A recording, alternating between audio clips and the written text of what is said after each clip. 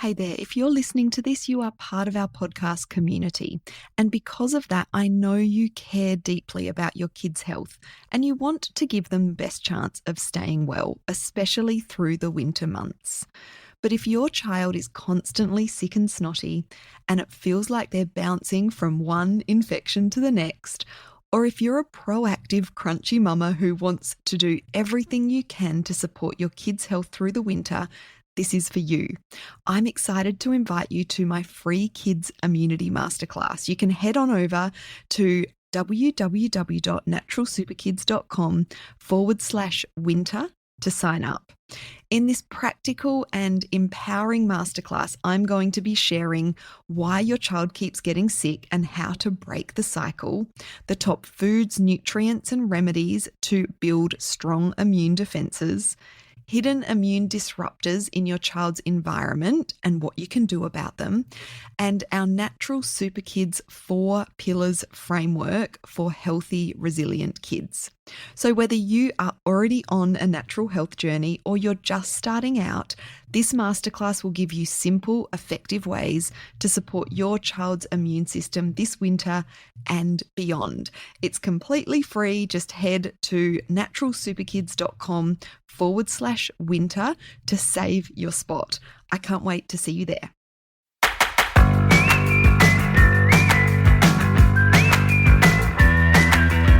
Welcome to the Natural Super Kids podcast, where you will discover practical strategies to inspire you to boost the health and nutrition of your kids. I'm Jessica Donovan, a qualified naturopath specialising in kids' health, and I want to make it as easy as possible for you to raise healthy and happy kids. Let's get into it.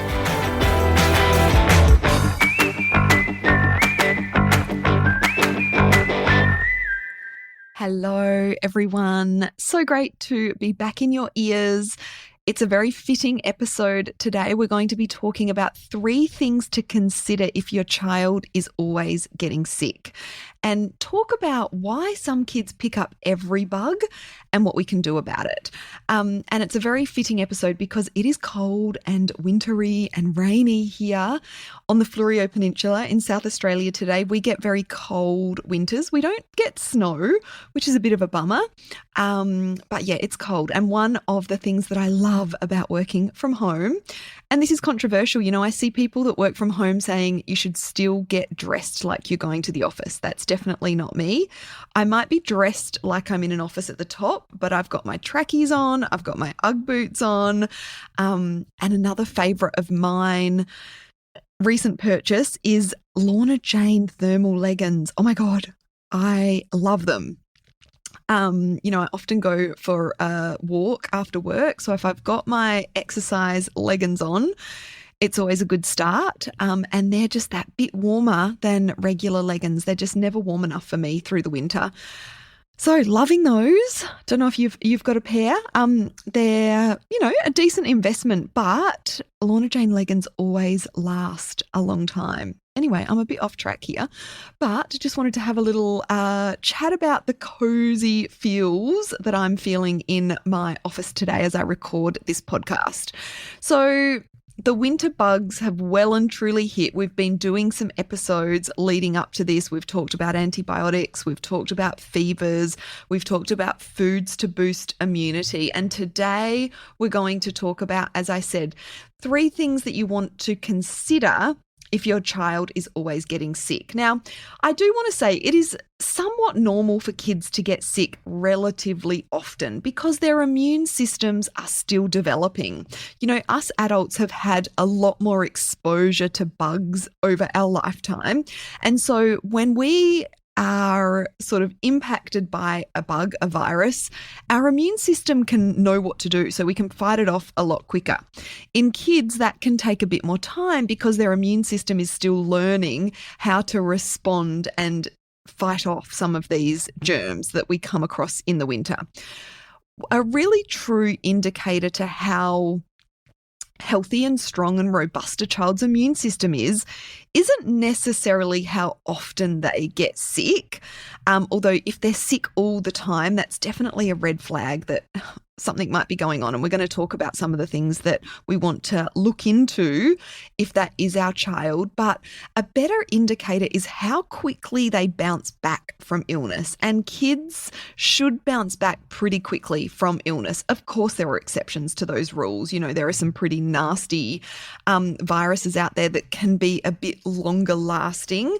But for just the regular colds and flus, they should, not flus. Flus obviously take a bit longer, but the general colds, viruses that are sort of, not too serious in nature, they should bounce back from those relatively quickly. And if your child is taking a long time to recover, or they seem to be sick all the time, one bug to the next, then we're going to cover now some of those things that we want to be thinking about.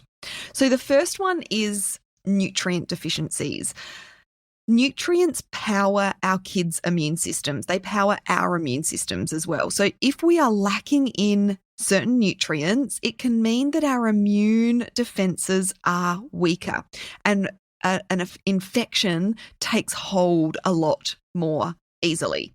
So some of the key nutrients that we see kids deficient in that have a very important role to play in immunity are iron, zinc, and vitamin D.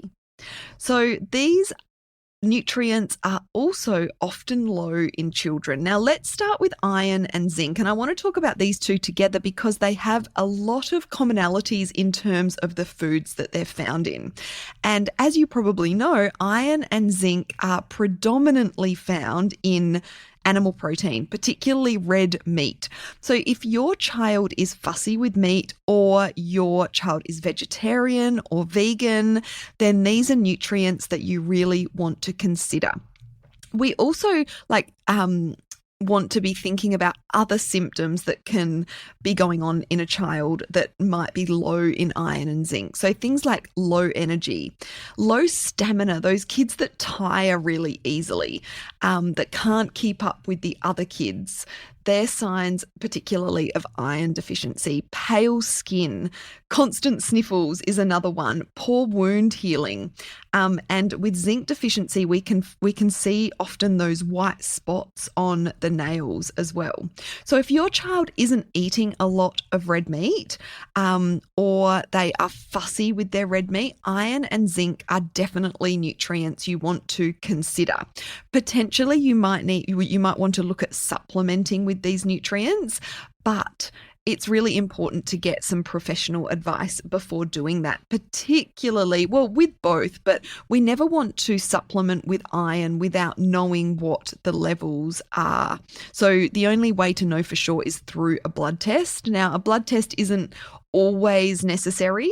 A good practitioner can look at a child and determine whether, it is recommended that they have an iron blood test, a blood test to test their iron.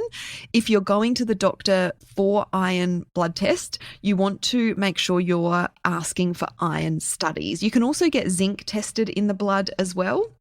But we've seen time and time again with the kids that we've worked with here at Natural Super Kids, when we improve iron and zinc levels in kids who are deficient, it makes a huge difference to the amount of times that they're getting sick and also their recovery time as well. Vitamin D is a little bit different. The main way we get vitamin D is through exposure to the sun.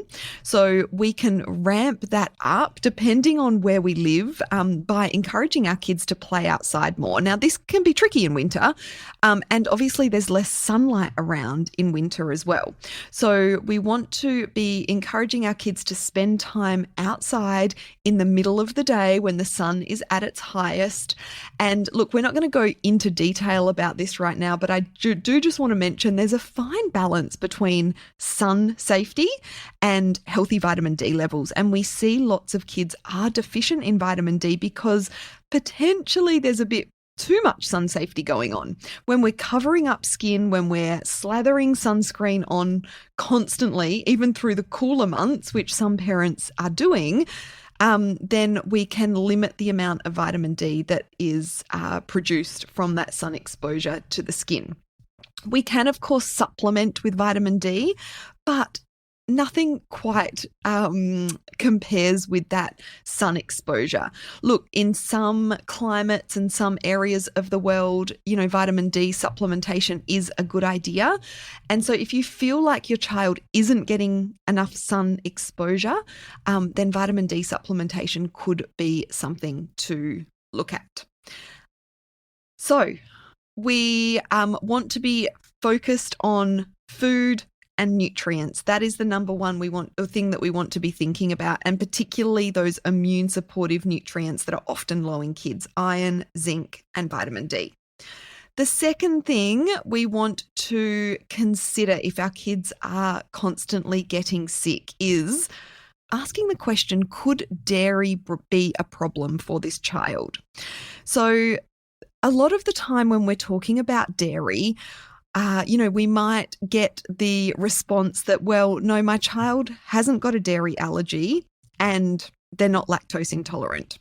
But lactose intolerance and dairy protein sensitivity are very different. And also dairy allergy, cow's milk protein allergy compared to sensitivity or intolerance are quite different as well. So dairy intolerance or sensitivity can often be missed and is not all that clear cut. But if your child is struggling with recurrent ear infections, tonsillitis, croup, post-nasal drip, if they have those environmental allergies, hay fevery type symptoms, then dairy potentially could be a problem. Now, there is a big sort of connection between inflammation and dairy. So dairy can encourage mucus production, it can be immune disrupting, and it can lead to inflammation, particularly one type of dairy protein called A1 dairy. And if you haven't heard me talk about this, I've talked about this on previous podcasts before, that it might not be dairy as a whole that's the problem. It could potentially be A1 dairy protein, and switching over to an A2 dairy protein, which is actually really quite easy to do, can be enough for some kids. Some kids need more to go that step further and go completely dairy free.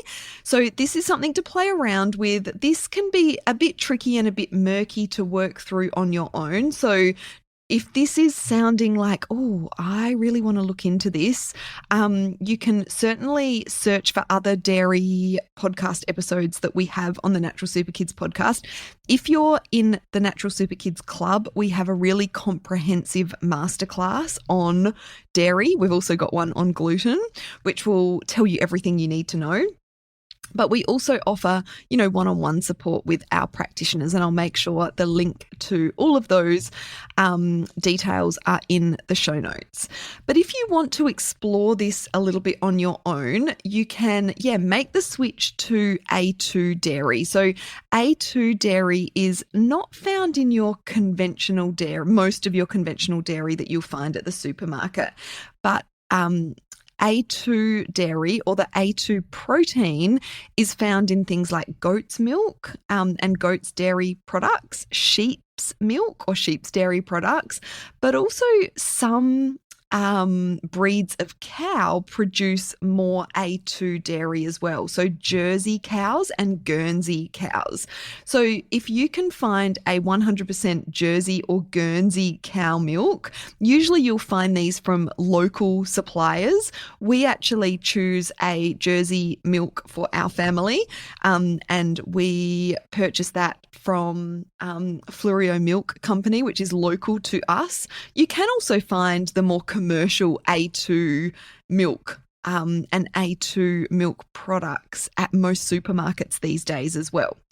So we find that often kids with these recurrent ear infections, enlarged tonsils and adenoids, tonsillitis, croup, often benefit from switching away from the A1 dairy protein to the A2 dairy protein. So I would recommend making the switch for 4 to 6 weeks to see what happens. As I said, some kids need to go that step further and go completely dairy free. And maybe, a trial of 6 weeks dairy free could be a good experiment for your child, as I said, especially if they're getting those recurrent infections that are no fun at all and often lead to, lots of antibiotic use as well. So I do just want to make it clear that I am not anti-dairy for all kids, but a lot of kids do have issues with dairy and or benefit from going either completely dairy-free or at least A1 dairy protein free. If you want support with this or if you've got any questions, then please get in touch with us and we can, help and support you. Okay, let's move on to the third thing I want you to think about if your child is constantly sick or bouncing from one infection to the next, and that is the gut microbiome, particularly the diversity of the gut microbiome. So if you haven't heard before, the gut let me just put it this way, 70% or more of the immune system is located in the gut. So just that fact alone tells us how important gut health is when it comes to the immune system and immune resilience. And what's really important here is diversity. And what I'm talking about when I talk about diversity is having a wide variety of beneficial microbes within the gut microbiome, and that equating to better immune responses. So things that affect or reduce diversity in the gut microbiome are things like antibiotics, high sugar processed food diets, a lack of outdoor play, and even overusing sanitizers and, being, I guess, a little too careful on the hygiene side of things. Our kids need exposure to different microbes for healthy gut microbiome development and healthy immune development. So let our kids play outside, let them get dirty. This is good for their immune system and their gut microbiome. But if your child has a long history of antibiotics, their diet's not great for whatever reason, potentially they're fussy, they're picky, they've got sensory challenges, maybe they're autistic, because, autistic kids often have limited diets or they have sensory processing issues, then these things can potentially lead to imbalances in the gut and low diversity in the gut microbiome. So we want to support diversity in the gut microbiome by including fermented foods in the diet, including probiotic supplements in the diet potentially. Lots of plant foods help diversity. One of the best things we can do to improve gut microbiome diversity is include a wide range of plant foods, vegetables, fruits, salads, legumes, nuts, seeds. So, we've talked previously about simple things like adding some black beans into your Mexican mince dishes to improve, to include more legumes in the diet. So, I know like adding a variety of plant foods into your child's diet can seem really unrealistic and impossible for some parents, but I do want to let you know that there are things that you can do to slowly start to include more diversity of plant foods, more variety of plant foods into your kids' diets, even if they are fussy. Really rethinking and making sure that antibiotics are absolutely necessary if and when, we use them. Of course, they have their place, but we know from the research, but also from the kids that we work with, that kids that have been on a lot of antibiotics in the past, or even currently, do have potential issues with their gut microbiome diversity. So that's just something to think about. So let me just recap those 3 things that you want to consider and potentially investigate if your child is getting sick. The first one was nutrient deficiencies, particularly iron, zinc, and vitamin D. The second one was, does my child have an issue with dairy or potentially even the A1 dairy protein. And the third one is gut microbiome diversity.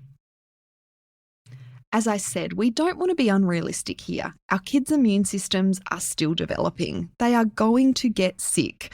But we want them to be bouncing back from sickness quickly. And if you feel like there's, lots of serious infections going on, lots of recurrent infections, there's constant sniffles, they're miserable all winter, there are things that you can do and address to support their immune system naturally.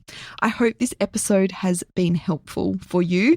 I'll pop some links in the show notes for some free resources that we have for you, including our Foods to Boost Immunity cheat sheet. That is really handy for you to print out, stick on the fridge, and as a reminder of foods to include in your kids' diet regularly. Thanks so much for listening. I would love to hear from you. Reach out to me on Instagram over at Natural Super Kids. Send me a message. Let me know what you learned from this episode or something that really stood out to you.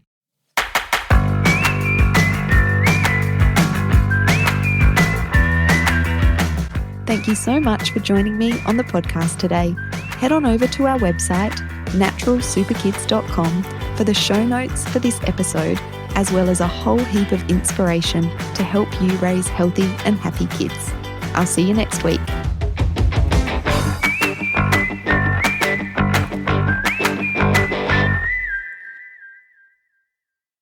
Hey, before you go, I want to remind you can say goodbye to those snotty sick days this winter and support your child's immunity the Natural Super Kids way. Come along to my free masterclass. Head on over to naturalsuperkids.com/winter to save your spot, to discover natural proven ways to help your kids stay healthy through the winter without relying on antibiotics, endless doctor visits, or over-the-counter medications. There are 2 live sessions to choose from. I can't wait to see you there. naturalsuperkids.com/winter. Go and save your spot now.